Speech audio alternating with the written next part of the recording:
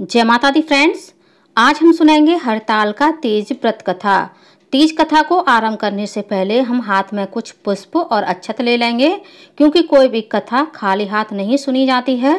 साथ ही कथा सुनते हुए हमें हुंकारे भी भरते रहने चाहिए, जिससे हमें कथा सुनते हुए या पढ़ते हुए आलस नहीं आता है।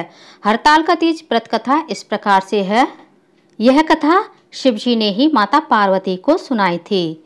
शिव भगवान ने इस कथा में मां पार्वती को उनका पिछला जन्म याद दिलाया था और बोले, हे गौरा, पिछले जन्म में तुमने मुझे पाने के लिए बहुत ही छोटी उम्र में कठोर तप किया और घोर तपस्या की थी।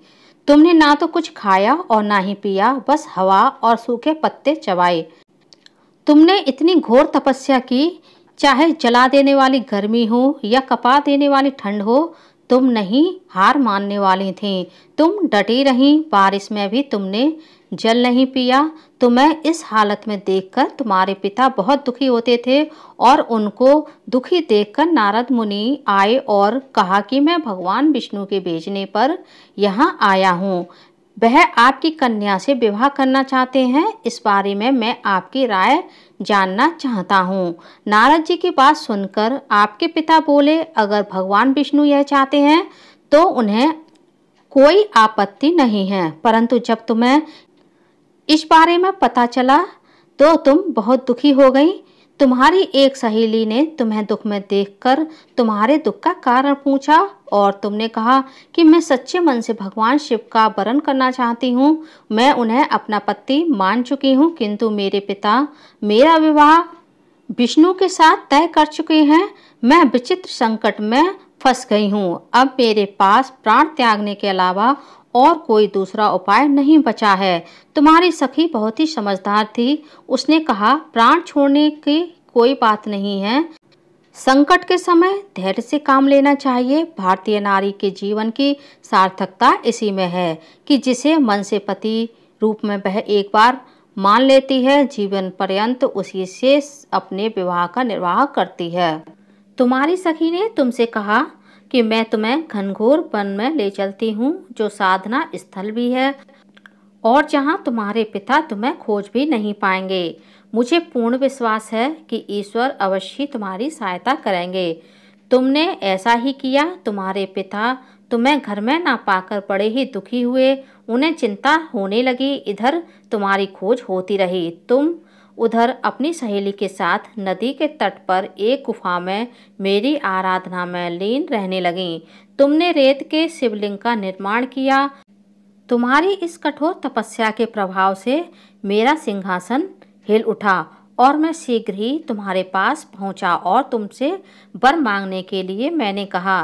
तब अपनी तपस्या के फलीभूत मुझे अपने समक्ष पाकर तुमने कहा, मैं आपको सच्चे मन से अपना पति वरण कर चुकी हूँ। यदि आप मुझ पर सचमुच प्रसन्न हैं और सचमुच आप मेरी तपस्या से प्रसन्न होकर यहाँ पधारे हैं, तो मुझे अपनी पत्नी के रूप में स्वीकार कर लीजिए। तब तथास्तु कहकर मैं कैलाश पर्वत पर लौट गया। उसी समय गिरिराज अपने बंधु बांधवों के साथ तुम्हें खोजते हुए वहां पर पहुंचे। तुमने सारी बात उन्हें बता दी और कहा कि मैं घर तभी जाऊंगी जब आप शिवजी के साथ मेरा विवाह करेंगे। तुम्हारे पिता मान गए और उन्होंने हमारा विवाह करवाया। इस व्रत का महत्व यह है कि मैं इस व्रत को पूर्ण निष्ठा से करने वाली स्त्री को उसका मनवांछित फल देता हूँ। इस पूरे प्रकरण में तुम्हारी सखी ने तुम्हारा हरण किया था, इसलिए इस व्रत का नाम हरताल का पड़ा। इस व्रत से जुड़ी मान्यता यह भी है कि इस व्रत को करने वाली स्त्रियां पार्वती जी के समान ही सुखपूर्वक पति रमन करके शिवलोक को जाती हैं। सौभाग्यवती स्त्रियां अपने सुहाग को अखंड बनाए रखने के लिए और अविवाहित स्त्रियां मनवांछित वर प्राप्ति के लिए इस व्रत को बड़ी ही श्रद्धा के साथ करती हैं। इस दिन व्रत करने वाली स्त्रियां सूर्योदय से पहले उठती हैं और नहा धोकर पूरा श्रृंगार करती हैं। पूजन के लिए केले के पत्तों से मंडप बनाकर गौरी शंकर की प्रतिमा स्थापित करती हैं। इसके साथ ही पार्वती जी को सुहाग का सामान चढ़ाया जाता है। रात में भजन कीर्तन करते हुए जागरण कर 3 बार आरती की जाती है और शिव पार्वती के विवाह की कथा सुनी जाती है। जो लोग हड़ताल का तीज का व्रत करते हैं उनके लिए रात को सोना वर्जित माना जाता है। इसके लिए उसे रात्रि में भजन कीर्तन के साथ रात्रि जागरण करना पड़ता है। प्रातःकाल स्नान करने के पश्चात श्रद्धा एवं भक्ति पूर्वक किसी सुपात्र सुहागिन महिला को श्रृंगार सामग्री, वस्त्र, खाद्य सामग्री, फल, मिष्ठान एवं यथाशक्ति आभूषण का दान करना चाहिए। रेत के शिवलिंग बनाएं तो उनका जलाशय में विसर्जन किया जाता है और खीरा खाकर व्रत को संपन्न किया जाता है। बोलिए माता पार्वती की जय, भगवान भोलेनाथ की जय। फ्रेंड्स, कथा का ये मेरा वीडियो आप लोगों को कैसा लगा कमेंट्स करके ज़रूर बताइएगा। और यदि आप मेरे चैनल पूनम की आस्था पर पहली बार आए हैं तो प्लीज़ चैनल को सब्सक्राइब कर लीजिए। वीडियो को ज़्यादा से ज़्यादा लाइक कीजिए, शेयर कीजिए, साथ ही बेल आइकन को प्रेस कर दीजिए ताकि हमारी आने वाली सारी लेटेस्ट वीडियो की नोटिफिकेशन आप लोगों को टाइम से मिल सके।